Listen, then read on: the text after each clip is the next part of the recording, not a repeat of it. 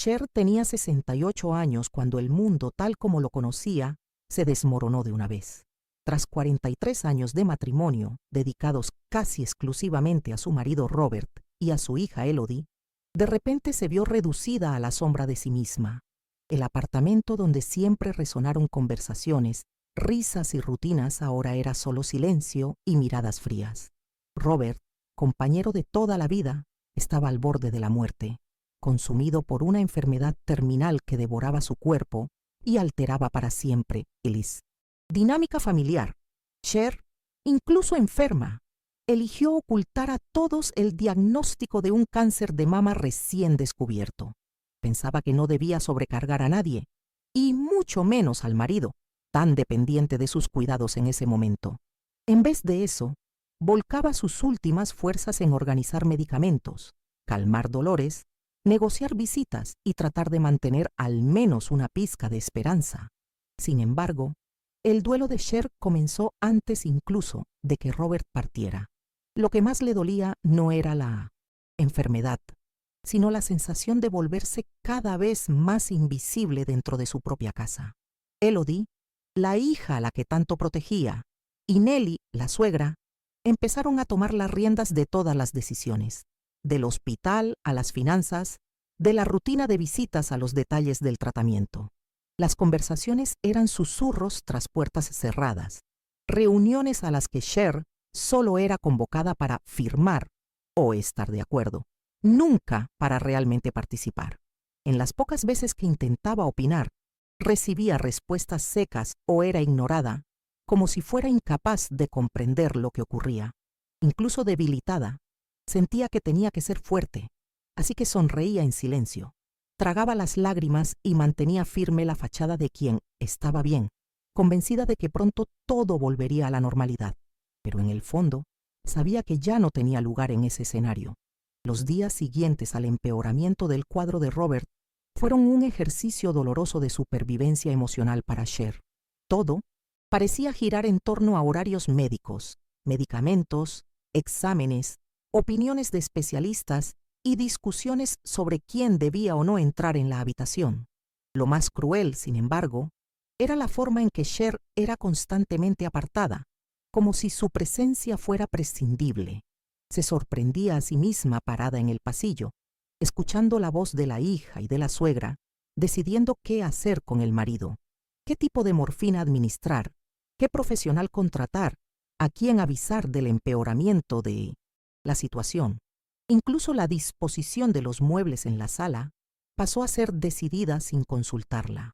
Cher se sentía como una pieza de mobiliario viejo, presente pero ignorada, alguien de quien se esperaba silencio y consentimiento. Cuando se atrevía a hacer algún comentario, Elodie, visiblemente impaciente, contestaba con frases tajantes o fingía no oír, mientras que Nellie solo lanzaba miradas reprobadoras como si la nuera estorbara el buen funcionamiento de las cosas. En los intervalos, Cher se refugiaba en el baño, donde podía mirarse al espejo y tratar de reconocer a la mujer cansada, de ojos hundidos y hombros encorvados en la que se había convertido. Al mismo tiempo, Cher libraba una lucha silenciosa contra su propio cuerpo. El diagnóstico de cáncer de mama, dado pocas semanas antes del agravamiento de la enfermedad de Robert, era una sentencia que prefirió mantener en secreto. En medio del caos, no conseguía darse el derecho de ser vulnerable. Pensaba a diario si era cobarde o valiente al esconder a la familia la gravedad de lo que vivía. Sentía dolores, lidiaba con el miedo, se hacía exámenes y consultas médicas sola, todo entre una visita al hospital del marido y otra. Los médicos insistían en la urgencia del tratamiento, pero Cher siempre lo postergaba, justificando que debía cuidar de Robert, que su prioridad era él. Era como si su vida hubiera quedado en suspenso, una espera dolorosa en la que se acostumbró a ser solo soporte, aunque sangrara por dentro. Los pocos momentos en los que permitía que la desesperación saliera a la superficie eran regados con lágrimas ahogadas en la almohada y un deseo casi infantil de ser vista, oída, amparada, pero ya no sabía a quién acudir. Cada día, la sensación de soledad crecía, como si desapareciera poco a poco de su propia historia. La situación alcanzó su punto más crítico en los últimos días de vida de Robert, cuando la rutina de exclusión llegó a niveles casi crueles. Cher percibió que cualquier intento de conversación era ignorado o recibía respuestas monosilábicas, como si su opinión, hasta entonces siempre tenida en cuenta por el marido, hubiera perdido cualquier valor ante la hija y la suegra. Los diálogos entre Elodie y Nellie estaban llenos de códigos, de miradas cómplices, como si Cher fuera un obstáculo a sortear, nunca una persona a considerar. En los pasillos del hospital, Cher caminaba en silencio, acostumbrada a pasar desapercibida, escuchando a las enfermeras conversar entre ellas sobre la familia del paciente, sin incluirla nunca realmente en esa definición.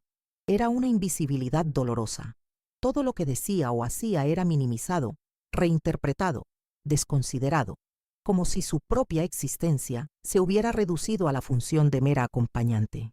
En los días de mayor fragilidad, se sentaba sola en la plaza al lado del hospital, tratando de recordar las décadas en que fue el centro de la familia, la mujer que cuidaba, planeaba, organizaba cumpleaños, acogía los dramas de Elodie, soportaba los caprichos de Nellie. Era difícil entender cómo, de la noche a la mañana, todo eso parecía no importar a nadie. Allí, en el banco de la plaza, Cher miraba el cielo nublado y se preguntaba cómo sería la vida sin el marido, no solo por la falta del compañero, sino por la completa pérdida de pertenencia y propósito. Incluso debilitada, Cher continuaba ocultando su enfermedad. Mantenía las consultas oncológicas en horarios alternativos. Decía que salía para resolver burocracias o visitar alguna amiga, cuando en realidad buscaba los resultados de exámenes y escuchaba de médicos extraños los próximos pasos del tratamiento. Era una soledad que dolía en el cuerpo y en el alma. No había un hombro amigo, alguien con quien compartir los miedos o dudas. Elodie y Nellie, cegadas por su propio egoísmo y la prisa por decidir el futuro de Robert y luego de la herencia, ni siquiera sospechaban lo que la madre y nuera enfrentaba. A cada nuevo examen, Cher sentía el tiempo escaparse entre los dedos, como si todo estuviera a punto de derrumbarse. Empezó a darse cuenta de que si algo le sucedía, nadie sabría siquiera dónde buscar sus documentos o medicamentos. Fue en ese clima de aislamiento y abandono que comenzó a cultivar una fuerza silenciosa, alimentada por la memoria de los años en que su voz era respetada. Se prometió a sí misma que en cuanto todo terminara, buscaría el tratamiento adecuado, no por Elodie, no por Nellie, sino por sí misma, por primera vez en décadas. Y, sin saberlo, fue esa decisión interna la que sembró la semilla del cambio que estaba por venir. El funeral de Robert fue para Cher la síntesis de todo lo que se había roto en los meses anteriores. La ceremonia reunió a pocos parientes y algunos amigos antiguos, muchos de ellos ya distantes de la rutina de la familia, pero aún así presentes para rendir el último homenaje.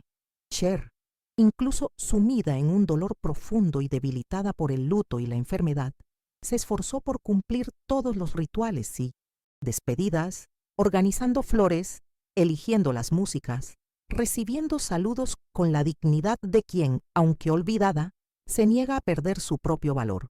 Durante todo el velorio, Elodie y Nellie actuaban como si fueran las verdaderas guardianas del legado de Robert, acaparando las atenciones, ocupando los lugares centrales, decidiendo quién podía o no acercarse al ataúd. Cher, en vez de apoyo, recibió solo gestos automáticos y miradas apresuradas, casi siempre ignorada en las conversaciones sobre Long. ¿Qué se haría a partir de entonces? La hija, cuando hablaba con la madre, era seca, evitando cualquier contacto prolongado o demostración de afecto. Nellie, por su parte, se esmeraba en reforzar ante todos los presentes su posición de matriarca, como si el dolor de Cher fuera irrelevante o inferior al suyo. Para Cher, cada minuto de ese velorio era una reafirmación de cuánto su presencia allí se había vuelto una molestia para ambas. Sentía casi físicamente el peso de la exclusión, la confirmación cruel de que ya no era vista como parte esencial de la familia sino como un obstáculo en la vida de las demás. Al final de la ceremonia, Cher fue una de las últimas en abandonar el cementerio. Caminó despacio por el corredor de árboles que bordeaba el lugar, tratando de respirar hondo, sintiendo el olor húmedo de la tierra recién removida y preguntándose en silencio hacia dónde iría a partir de ahí. De regreso a casa, el silencio en el coche era absoluto. Ni Elodie ni Nellie intentaron conversar, cada una sumida en sus propios pensamientos, preocupaciones y planes futuros. El apartamento, al ser reabierto tras días cerrado, parecía aún más extraño, como si ese lugar que antes representaba acogida, ahora fuera solo un escenario vacío, a punto de desmontarse. Cher entró despacio, se sentó en el sillón preferido de Robert y dejó que las lágrimas cayeran libremente sin tener que esconder más el dolor de nadie. Aquella noche durmió poco, pensando en lo que aún quedaba de su vida y preguntándose si algún día volvería a sentirse parte de algo más grande que su soledad. Al despertar, sintió una mezcla de cansancio y una voluntad casi imperceptible de, por primera vez, mirarse a sí misma y entender quién era esa mujer que había sobrevivido a tantos años de dedicación, pérdidas y silencios.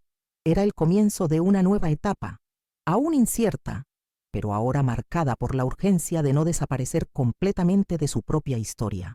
En los días que siguieron al entierro, Cher se vio rodeada de un vacío casi palpable. El apartamento, ahora demasiado grande para una sola persona, parecía resonar cada ausencia. El ruido de la llave de Robert en la puerta, los llamados de Elodie pidiendo consejos, incluso las quejas de Nellie durante los almuerzos de domingo.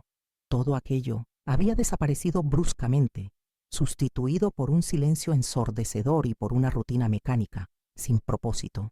Cher se levantaba temprano, tomaba café mirando por la ventana sin realmente ver el movimiento de la calle, organizaba la casa más por costumbre que por necesidad.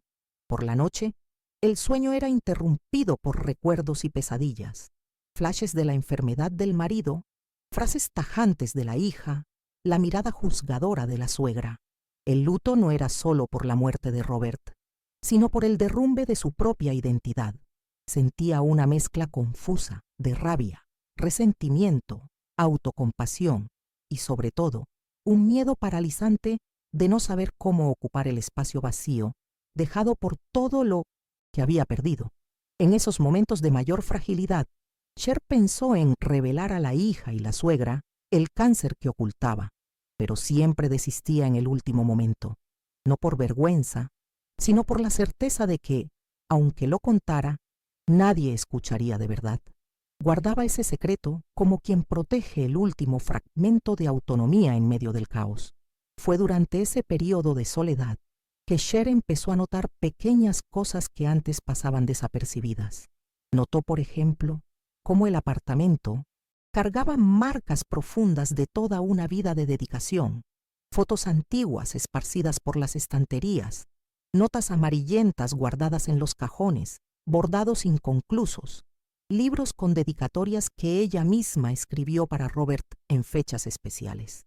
Esos detalles, que antes parecían solo recuerdos bonitos, pasaron a doler, a recordarle todo lo que fue, y que tal vez nunca volvería a ser. Aún así, poco a poco, Cher se dio cuenta de que había algo reconfortante en revisitar su propia historia. Un proceso doloroso, pero también necesario, como si, al mirar atrás, pudiera encontrar algún sentido o fuerza para seguir adelante. Comenzó a organizar álbumes de fotografías, rememorando viajes antiguos y momentos de felicidad sencilla, tratando de reconectarse con la mujer que existía antes de ser solo esposa, madre o nuera. En esas pequeñas acciones, sintió por primera vez en mucho tiempo una chispa de pertenencia, no a lo que quedaba de la familia, sino a sí misma, a su trayectoria. Y miedo seguía siendo grande, así como la sensación de estar a la deriva. Pero Cher comenzó a entender que, para no desaparecer del todo, tendría que aprender a verse de nuevo, a reclamar su propio espacio, aunque fuera solo dentro de sí. La lectura del testamento marcó un antes y un después en la vida de Cher. funcionando como un divisor de aguas tan intenso como la propia muerte de Robert. Ese día, la sala de la oficina del abogado era fría, decorada con muebles oscuros y una luz blanca, impersonal. Elodie llegó acompañada de Nellie, ambas conversando en voz baja, como si todo ya estuviera decidido. Cher, aunque visiblemente abatida, mantuvo una postura discreta, sentándose en una esquina, sin exigir un lugar destacado. El abogado explicó el proceso y comenzó a leer el documento preparado por Robert. Desde los primeros párrafos, quedó claro que no sería una partición común. Robert relataba en detalle, con una precisión casi quirúrgica, los episodios de indiferencia, desprecio y manipulación que presenció durante su enfermedad. Cada carta adjunta era un retrato fiel de la soledad de Cher, una prueba de que, aunque callada, no estaba tan invisible como imaginaba. Elodie, al percatarse del tenor de los textos, intentó interrumpir, exigiendo que la madre saliera de la sala, alegando que ese momento era solo entre la suegra y ella. La frase, dicha en tono de orden, fue como un cuchillo atravesando todo lo que aún quedaba de la relación madre e hija. Nellie, por su parte, mantuvo un aire altivo, como si ya esperara que Cher fuera excluida de cualquier decisión importante. El abogado, sin embargo, rechazó la petición de Elodie, diciendo que la presencia de Cher era fundamental, pues ella era la beneficiaria principal y la única realmente mencionada con respeto y cuidado en todo el testamento. Mientras escuchaba cada palabra leída, Cher sintió una mezcla abrumadora de shock, alivio y tristeza. Fue allí donde se dio cuenta, con una claridad inédita, de que Robert lo sabía todo: las humillaciones, el aislamiento, el desprecio silencioso de Elodie y Nellie. Pero más que eso, él había tomado medidas concretas. Toda la herencia, propiedades y recursos financieros fueron destinados exclusivamente a Cher, con cláusulas específicas garantizando su acceso a los mejores tratamientos médicos y una vida cómoda, libre de presiones familiares. Elodie solo tendría derecho a una cantidad simbólica, condicionada a un año de respeto y cuidado con la madre. Nellie aún menos. El impacto fue inmediato. La hija quedó en shock, intentando argumentar, buscando justificar sus propios actos, mientras Nellie se callaba, visiblemente contrariada. Cher, por su parte, permaneció sentada, casi sin poder procesar todo, al mismo tiempo que sentía una inmensa tristeza por todo lo que había perdido: el marido, el cariño de la hija, la familia que construyó. Experimentó por primera vez en muchos años una sensación de reconocimiento y justicia. No se trataba solo del dinero, sino de la prueba definitiva de que su dedicación, silenciosa y constante, había sido vista y valorada por quien realmente importaba. Aquella tarde, marcada por lágrimas, discusiones y revelaciones, fue el inicio del proceso de liberación de Cher, un paso tímido, pero decisivo, hacia una vida en la que finalmente podría ponerse en primer lugar. En los días siguientes a la lectura del testamento, Cher experimentó una confusión emocional tan grande como nunca antes había sentido. Por un lado, sentía el dolor punzante del distanciamiento de Elodie y el resentimiento casi físico por las décadas de dedicación que de repente parecían haber sido ignoradas por su propia hija. Por otro, empezaba a surgir un sentimiento nuevo, incómodo, pero también liberador: la conciencia de que ahora tenía finalmente las riendas de su propia vida. Por primera vez, ya no necesitaba pedir permiso para nada, ni consultar a nadie antes de tomar una decisión importante. Las presiones veladas de Nellie cesaron abruptamente, y Elodie, tomada por el shock y el orgullo herido, evitaba el contacto, desapareciendo durante días enteros. Cher, acostumbrada a la rutina de preocuparse por todos, extrañó el silencio, la ausencia de demandas, la desaparición de tareas impuestas. Era un espacio que, al principio, parecía vacío y amenazador, pero poco a poco se fue convirtiendo en un terreno fértil para el nacimiento de una nueva identidad. Al caminar por la casa, Cher se sorprendía experimentando sensaciones olvidadas. Preparar un té solo para sí, ver una película antigua sin ser interrumpida, dormir hasta más tarde sin el peso de la culpa. Cada pequeña elección representaba una victoria, un gesto de autonomía reconstruida a partir de los escombros de toda una vida dedicada a los demás. Sin embargo, el miedo persistía, especialmente respecto a su propio cuerpo y al futuro incierto. Con el diagnóstico de cáncer de mama martillando en su mente, Cher se vio ante un dilema: seguir ocultando la enfermedad, viviendo a la defensiva y posponiendo el tratamiento, o, ahora con recursos y libertad, afrontar la batalla por su propia salud. Tras noches en vela y muchas conversaciones silenciosas consigo misma, decidió que ya no quería ser espectadora de su propia existencia. Buscó un nuevo médico, investigó las mejores opciones de tratamiento y por primera vez se sentó frente a un especialista con el coraje de contar toda la verdad sobre el miedo, la soledad, los dolores físicos y emocionales. El médico escuchó a Cher con atención y, a diferencia de todos a su alrededor en los últimos meses, la trató como protagonista de su propia historia. Juntos discutieron las posibilidades, los riesgos, el tiempo necesario para la recuperación, y Cher sintió un alivio inesperado al darse cuenta de que a partir de ahí cada decisión sería suya. Programó la cirugía, comenzó las sesiones de terapia y poco a poco se involucró en grupos de apoyo a mujeres que también enfrentaban el cáncer. En cada encuentro sentía crecer una fuerza interna que jamás imaginó poseer, una enorme voluntad de vivir, no solo para sobrevivir, sino para experimentar todo aquello que siempre había dejado para después. Por primera vez, Cher se miró al espejo y reconoció entre arrugas y cicatrices la imagen de alguien capaz de empezar de cero. El cambio más concreto comenzó cuando Cher decidió, en una mañana especialmente clara, salir del apartamento donde había vivido casi 5 décadas. Ese lugar, lleno de recuerdos, ahora le parecía asfixiante. Cada rincón traía de vuelta ecos de discusiones ahogadas, miradas de desaprobación y recuerdos de silencios impuestos. Tras conversar largamente con su terapeuta y reflexionar sola durante noches enteras, Cher decidió que necesitaba un ambiente completamente nuevo para florecer. Investigó ciudades costeras, buscó opciones de viviendas acogedoras y en poco tiempo eligió una pequeña casa cerca de la playa, en un barrio tranquilo donde nadie la conocía. La despedida del sitio Los apartamento no fue fácil.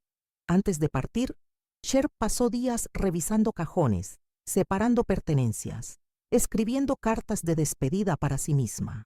Cada objeto dejado atrás simbolizaba una etapa cerrada, una parte de su historia que necesitaba soltar para que otra pudiera comenzar. Se llevó solo lo esencial: algunas fotos antiguas, libros preferidos, la manta de punto hecha por el marido en los primeros años de matrimonio y, sobre todo, el coraje recién descubierto. La llegada a la nueva casa, con olor a pintura fresca y ventanas abiertas al mar, fue al mismo tiempo aterradora y vigorizante. Cher sintió, en lo más profundo del pecho, un miedo familiar, pero también una esperanza que hacía mucho no experimentaba. Por primera vez en mucho tiempo, pudo respirar hondo sin sentir el peso de miradas juzgadoras o demandas veladas. El recomenzar en un lugar desconocido exigió de Cher una dosis extra de paciencia y resiliencia. Los primeros días, todo parecía extraño y solitario. Las calles, silenciosas, los rostros desconocidos de los vecinos, la rutina completamente distinta de la que durante décadas organizó en función de los demás.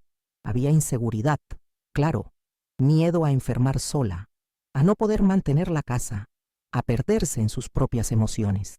Pero, con el tiempo, esos temores fueron dando paso a pequeños descubrimientos que hacían que cada día valiera la pena. Cher comenzó a caminar por la playa temprano, sintiendo la arena fría bajo los pies y dejando que el viento se llevara parte de las angustias que aún cargaba.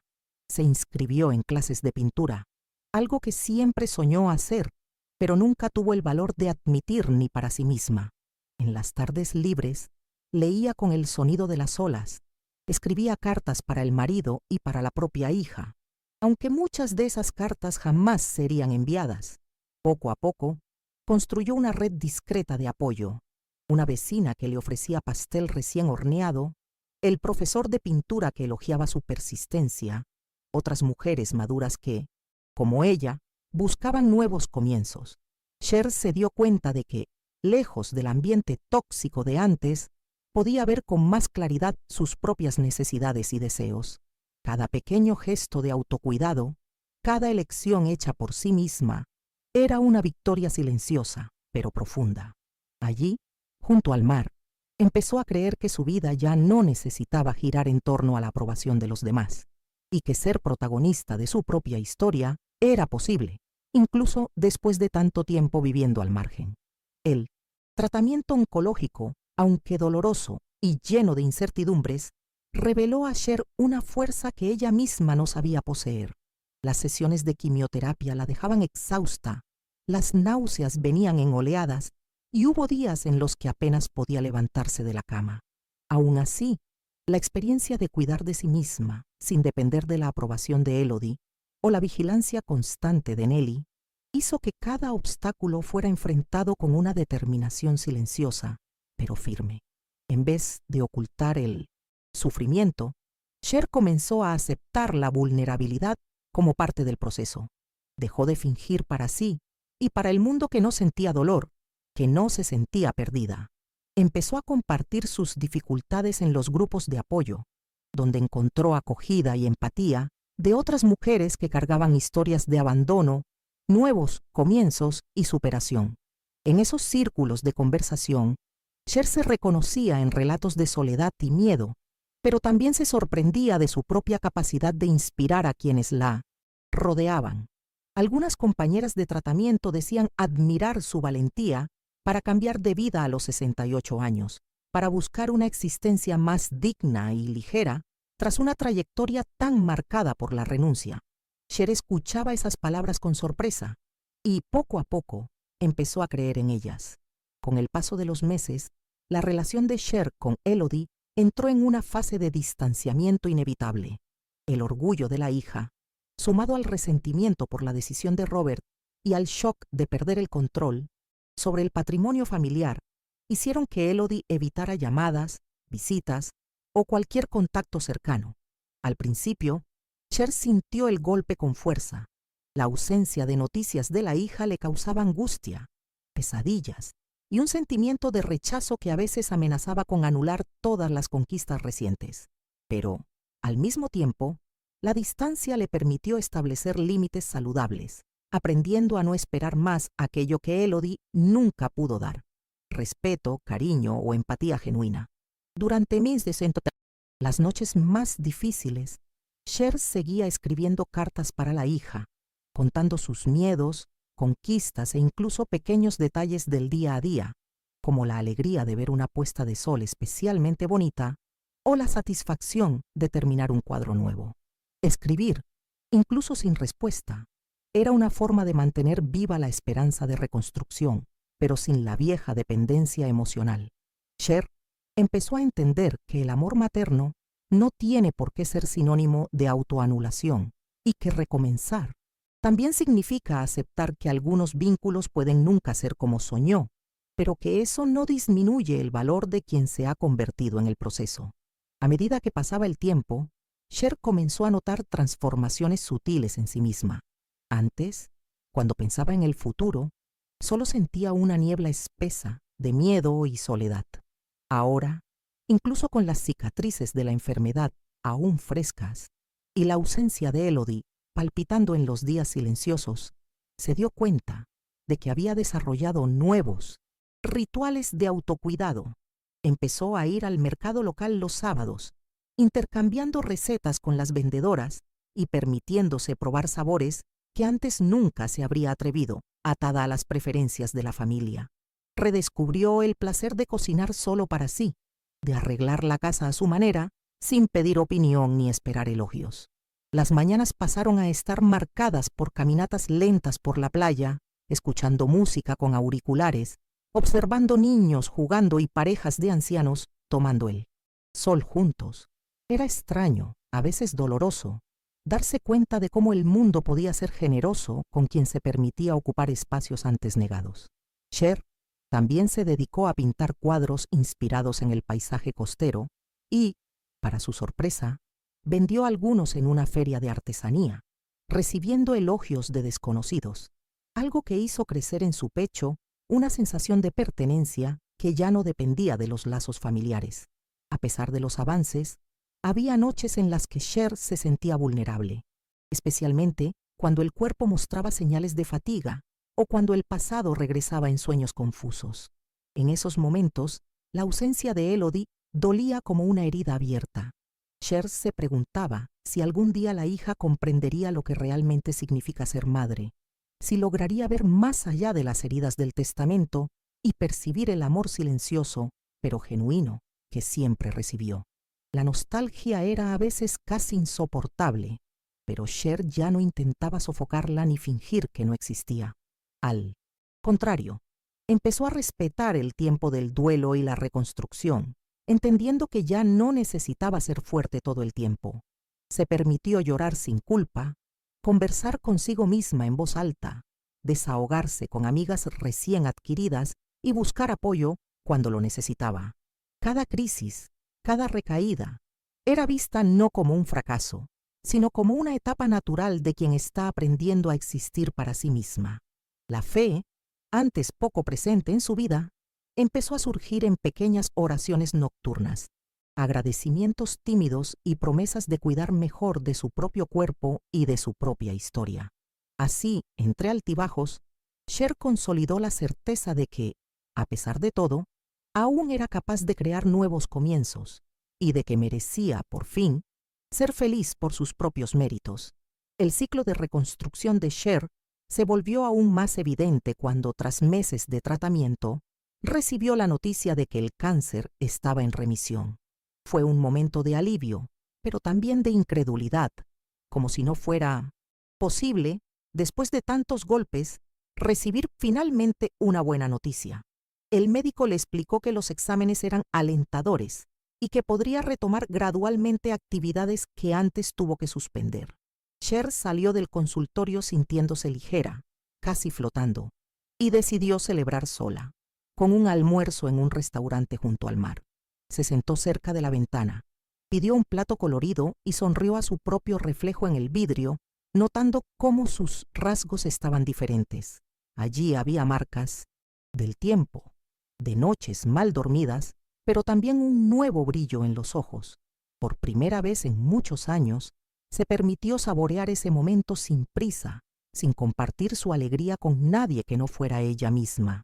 Observó las olas golpeando las rocas, sintió la brisa acariciar su rostro y en ese instante tuvo la certeza de que, a pesar de todo, había algo hermoso en la posibilidad de recomenzar, aunque fuera tarde, aunque no fuera como siempre soñó. Sin embargo, no todo se resolvía con facilidad. La noticia de la recuperación de Cher pronto llegó a oídos de Elodie, quien, tras meses de silencio, decidió llamar a su madre. La llamada fue breve, llena de vacilaciones y frases cortantes, como si ambas temieran reabrir viejas heridas. Elodie preguntó por la salud de la madre, comentó algo sobre el trabajo y antes de colgar pidió disculpas tímidamente por todo lo que pasó en los últimos tiempos. Al escuchar esas palabras, Cher sintió una mezcla de alivio y dolor. Sabía que la reconciliación completa requeriría tiempo, tal vez más del que ambas estaban dispuestas a esperar en ese momento. Aún así, aceptó la disculpa, sin exigir explicaciones, sin discutir el pasado, decidida a no transformar ese intento en una nueva disputa de razón. Tras la llamada, lloró de emoción y agotamiento, comprendiendo que el perdón era más un regalo para sí que para la hija.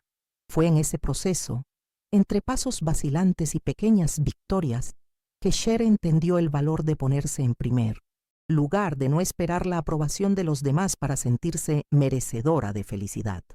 Sabía que el camino hacia la cura del cuerpo y del alma sería largo, lleno de recaídas y nuevos comienzos, pero, por primera vez en décadas, tenía la convicción de que era capaz de recorrerlo sola, a su propio ritmo, abrazando las incertidumbres con renovado coraje. Con la salud estabilizándose, Cher pasó a invertir con más ahínco en su propio desarrollo, experimentando actividades que jamás imaginó tener el coraje de comenzar. Se inscribió en un curso de escritura creativa, siempre pospuesto por las demandas familiares, y allí encontró un pequeño grupo de personas que, como ella, llevaban historias de renacimiento, pérdidas y reconfiguración de sueños. La convivencia semanal trajo nuevos desafíos, pero también alegrías inesperadas. Por primera vez en muchos años, Cher se sintió escuchada, valorada no por lo que hacía por los demás, sino por lo que era capaz de crear con sus propias palabras. Compartió textos sobre la infancia, sobre el dolor del duelo, sobre el coraje de mudarse de ciudad tras la viudez y, poco a poco, fue recibiendo respuestas afectuosas, aplausos e incluso invitaciones para recitar sus historias en ferias literarias. El reconocimiento público, aunque discreto, fortaleció su autoestima, sacando a la luz talentos que ella misma creía perdidos para siempre. Además, Cher empezó a involucrarse en causas sociales locales, participando en campañas de recaudación para mujeres mayores en situación de vulnerabilidad y llevando su ejemplo de superación a las reuniones de la comunidad. En esos círculos, se dio cuenta de cómo su historia inspiraba a otras mujeres a repensar sus trayectorias, mostrando que nunca es tarde para volver a empezar, no importa la edad, los fracasos, ni el peso de las cicatrices. Paralelamente, la red de afecto que Cher construyó en su nuevo hogar se fue volviendo cada vez más sólida. Vecinos, compañeros de curso e incluso desconocidos que frecuentaban los mismos cafés pasaron a formar parte de un círculo íntimo de convivencia. Organizaba encuentros para escuchar música, intercambiar libros y celebrar cumpleaños, redescubriendo el placer de sentirse parte de una comunidad acogedora, sin las dinámicas tóxicas y jerarquizadas del pasado. En esos eventos, Cher notó cómo se había convertido en una mujer más abierta, generosa y capaz de aceptar ayuda sin culpa ni vergüenza. Aceptó invitaciones a pequeños viajes, visitó ciudades vecinas, exploró senderos y se permitió vivir aventuras que antes creía reservadas a una juventud ya lejana.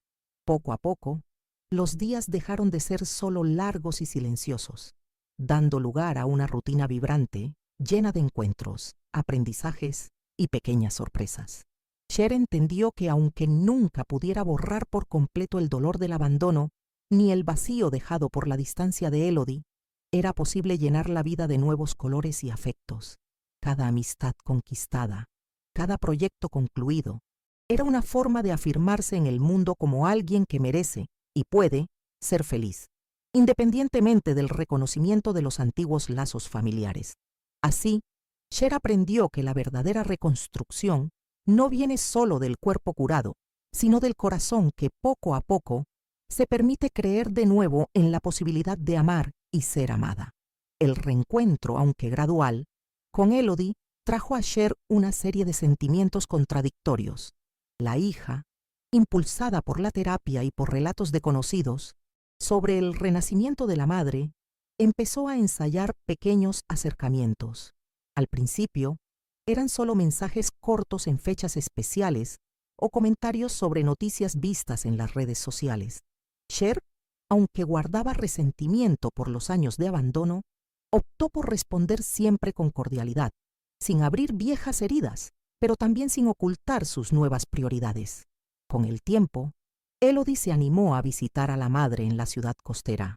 El primer encuentro estuvo marcado por silencios incómodos, intercambio de miradas vacilantes y lágrimas contenidas, pero también por conversaciones sinceras, en las que por primera vez Elodie escuchó en detalle lo que la madre había vivido: el cáncer oculto, la soledad, el dolor del abandono y el significado de cada elección hecha desde la muerte de Robert. Escuchar esas historias sin el filtro del orgullo hizo que Elodie, poco a poco, empezara a comprender la dimensión de la fuerza materna que siempre subestimó. Cher, por su parte, se permitió expresar viejos resentimientos sin agresividad, pero con la franqueza de quien ya no se somete al papel de mártir. El diálogo fue difícil, doloroso en ciertos momentos, pero sirvió para disipar parte de la niebla que durante años cubrió la relación entre ambas. Poco a poco, la relación se reconfiguró en una convivencia más realista, lejos de las idealizaciones que Cher siempre alimentó. No hubo perdón pleno, ni una reconciliación de novela. Elodie siguió con sus propias limitaciones, emocionales, vacilando en ofrecer a la madre el cariño que nunca supo dar. Cher, ahora más madura y consciente de sus propios límites, dejó de esperar manifestaciones de amor explícitas, centrándose en celebrar cada pequeño avance, una llamada inesperada, una visita rápida, un mensaje de buenos días. Aprendió a valorar los pequeños puentes que construyeron, sin alimentar expectativas irreales ni aferrarse a viejas heridas. Al reconocer a la hija como un ser imperfecto, marcado por elecciones inseguridades propias, Cher se liberó del ciclo de frustración que durante años guió su maternidad. Ahora madre e hija caminaban lado a lado en ritmos diferentes, respetando la individualidad de cada una. Esa transformación, más que cualquier reparación, trajo a Cher una paz silenciosa, un sentimiento de misión cumplida, no solo como madre, sino como mujer que, después de décadas borrada, finalmente aprendió a decir sí a sí misma y a construir, día tras día, una existencia basada en el respeto, la dignidad y el amor propio. La madurez conquistada por Cher se hizo visible no solo en sus actitudes, sino en la forma en que empezó a encarar el futuro. Si antes la perspectiva de envejecer sola le provocaba angustia, ahora veía el tiempo como aliado, ya no como enemigo. Creó nuevos sueños y rituales para sí, viajaba para conocer pueblos cercanos, anotaba deseos en un cuaderno de tapa azul, se atrevía con nuevas recetas, aprendía sobre plantas y a veces simplemente se sentaba frente al mar para contemplar la inmensidad, sintiéndose parte de algo mayor. Con frecuencia, escribía cartas para mujeres desconocidas, a veces relatos que eran leídos en reuniones de apoyo a mayores, otras veces respuestas a solicitudes de orientación que llegaban por redes sociales. En todos los mensajes, Cher hablaba con humildad y honestidad sobre dolor, superación, límites y el arte de recomenzar. Se convirtió en una referencia local, inspirando a otras mujeres maduras a buscar autonomía, ya sea saliendo de relaciones tóxicas, retomando estudios o simplemente cuidando más de sí. Sus palabras, de mujer común y sobreviviente, resonaban por el pequeño pueblo, demostrando que el coraje no tiene edad y que nunca es tarde para convertirse en protagonista de la propia historia. Cher entendió, en ese nuevo papel, que ser invisible es una elección que solo tiene sentido mientras se cree en la aprobación de los demás como brújula. Al abandonar esa expectativa, todo ganó nuevos tonos. En sus cumpleaños número 70, rodeada de amigos y amigas, Cher dio un discurso breve, pero lleno de significado. No mencionó a Robert, Elodie ni Nelly, sino que se agradeció a sí misma por no haberse rendido cuando todo parecía perdido. Habló sobre el miedo, la soledad, los días en que dudó de su propia fuerza y sobre cómo descubrió que la dignidad no viene del reconocimiento ajeno, sino del respeto que cada uno conquista para sí. Terminó diciendo que, si pudiera volver atrás, se habría elegido antes, pero que ahora no desperdiciaría más tiempo anulándose para encajar en la vida de quien no la veía. Recibió aplausos, abrazos, risas y lágrimas de emoción, y esa noche, al recogerse en su casa iluminada y silenciosa, sintió por primera vez un orgullo genuino por lo que construyó sola. Cher sabía que aún tendría días difíciles, que el cuerpo y el corazón todavía guardaban cicatrices, pero ya no sentía miedo del futuro. Estaba libre, por fin, de las ataduras de la sumisión, la vergüenza y la dependencia. Se convirtió, para sí y para quienes la conocieron, en el ejemplo vivo de que recomenzar es posible a cualquier edad, y que la dignidad es, sobre todo, un acto de coraje silencioso.